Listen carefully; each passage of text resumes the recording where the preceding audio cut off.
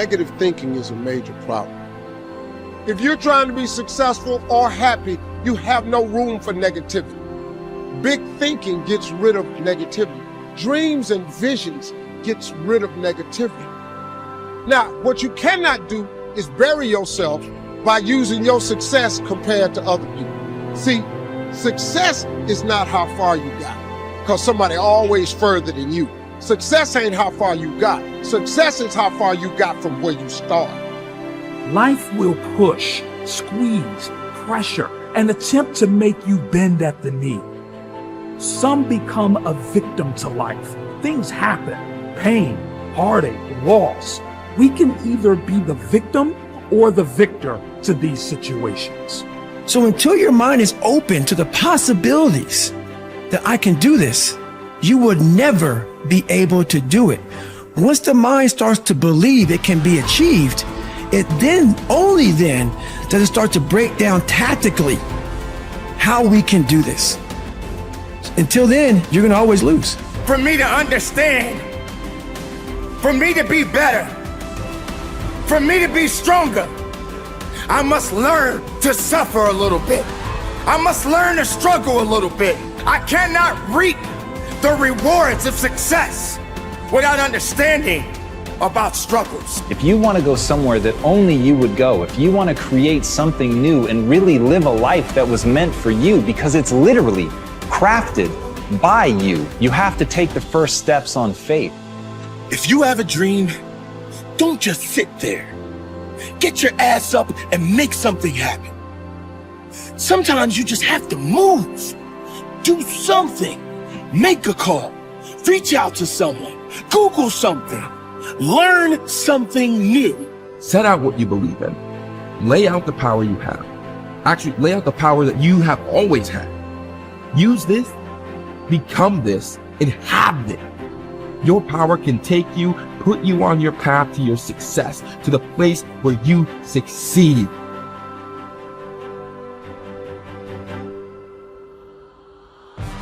You have, and you always will have this potential to improve, this potential to adapt, and this potential to change. This is what you've been working for.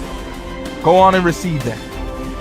Trying to get insight and see life as a puzzle, and your goal in life is to seek the adventures that piece the puzzle together.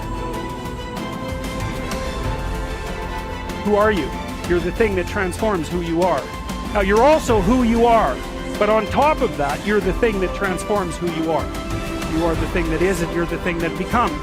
And you should put the thing that becomes at a higher place than the thing that is. That means you also have to allow yourself to shake off those things about you that you might be pathologically attached to, habits and people, for that matter, ways of thinking, all of those things. You have to allow yourself to shake those off, and that's more like a burning. That's why the phoenix is the symbol that it is, right? It's old and it deteriorates, it bursts into flame, and then it's reborn. It's like, well, do you want to be reborn? It's like, it's not the question. The question is, do you want to burst into flame? And the answer to that generally is no, but that's the wrong answer.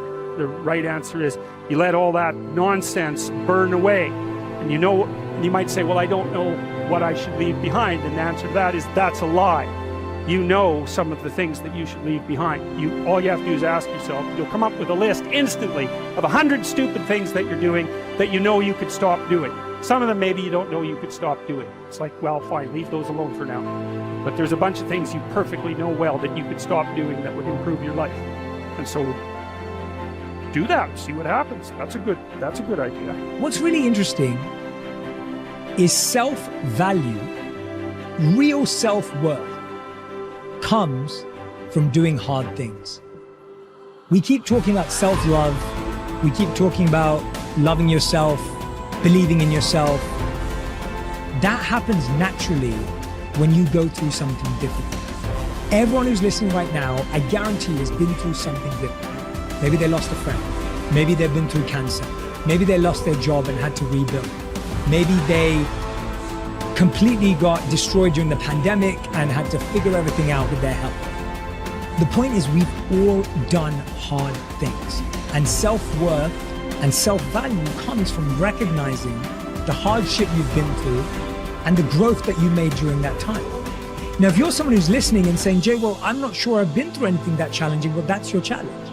Go and figure out what it is that you want to do that's hard.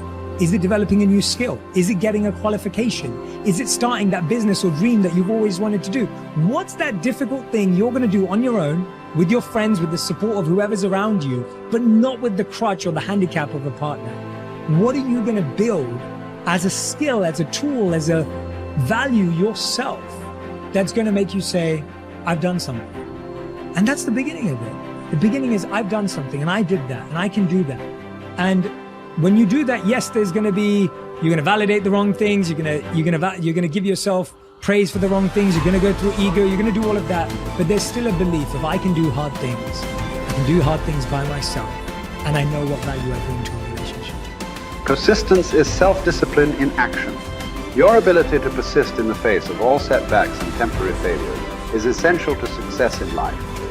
Napoleon Hill said, persistence is to the character of man as carbon is to steel. The primary reason for success is persistence. And likewise, the primary reason for failure is lack of persistence, quitting too soon. There is a direct link between self-discipline and self-esteem. Each time you discipline yourself to do what you should do when you should do it, whether you feel like it or not, your self-esteem increases. Each time you persist and force yourself to continue on, even when you feel like quitting, your self-esteem goes up.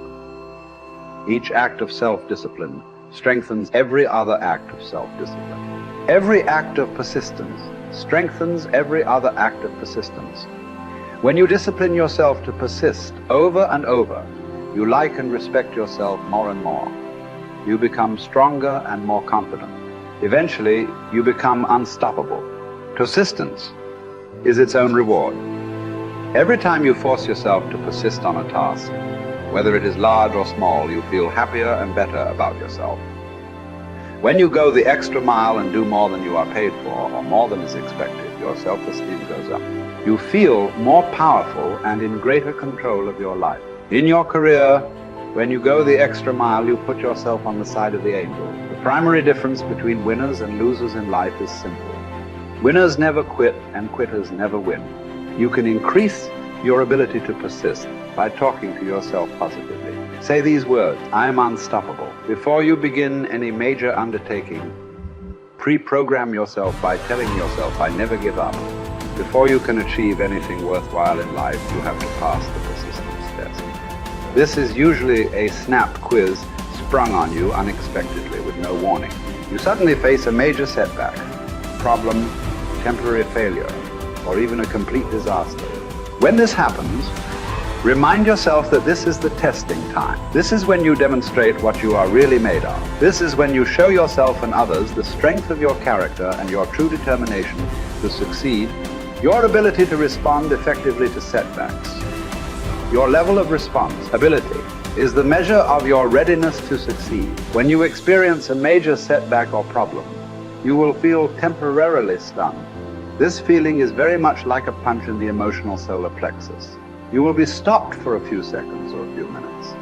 During this period, you will often feel discouraged or experience self-pity. You will say, why me? However, it is not how far you fall that counts, but rather how high you bounce. Your aim is to bounce back as quickly as possible. Resilience in the face of unexpected reversals is vital to long-term success. Remember the warrior's creed. I will lay me down to bleed a while and then rise and fight again. Don't be surprised, shocked, or set back when things go wrong. Your best laid plans will often fall apart. Instead, expect disappointments and setbacks as a part of life. Take a deep breath, pick up the pieces, and continue onward. Our minds, our thinking controls our destinies here on Earth to a degree totally unsuspected by the great majority of people. When we think about it a moment, it becomes so obvious, so clear and simple. Well then, if we become what we think about, and if we can control our minds, we can pretty well tell our own future. And that's the point I want to make. That's what I meant when I said earlier that each one of us is the architect of the structure fashioned by our years. This means that if we're confused about what we wish to become or accomplish, our lives, our environment will mirror that confusion. It also means that if we know what it is we seek, that it must be accomplished. Barring an act of God or a catastrophe over which we have no control, we as individuals can call our own shots for the rest of our lives. We can know what it means to go through life from one success to another, to play life according to the rules and reap the rewards. We can know what it means to have peace of mind and live calm, cheerful, successful lives. You are at this moment the sum total of your thoughts to this point, for there is nothing else you can be. And 5 years from now, you can be and have anything you set your entire mind and heart upon.